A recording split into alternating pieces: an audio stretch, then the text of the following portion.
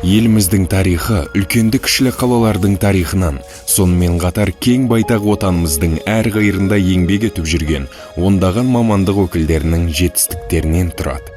Ел тәуелсіздігінің 30 жылдығы, 17 аймақ, бірін-бірі қайталамайтын 17 түрлі тарих.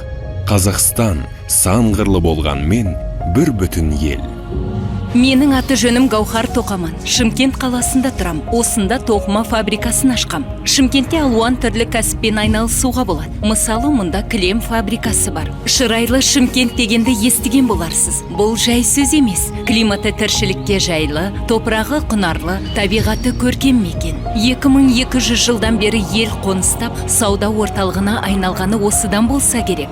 Шымкент Қазақстандағы ең ежелгі қалалардың бірі. Қошқар ата еліміздегі шаһардың дәл ортасынан бастау алып, қаланы қақ жара ағатын жалғыз өзен. Мұндай өзендер әлемде де сирек кездеседі. Ал қызыл кітапқа енген Грейг және Кауфман қызғалдақтары гүлденгенде, шаһар төңірегі кілем төсегенде құлпырады. Әлемге тараған қызғалдақтардың түптегі де осы қызғалдақтар. Сондықтан қаланың логотипінде қызғалдақ бейнеленген. Тәуелсіздік жылдарында қала халқының саны 3 есеге жуық өсті. Қазір Шымкент мегаполисінің тұрғындары миллионнан асады. Қала тұрғындарының көпшілігі жастар.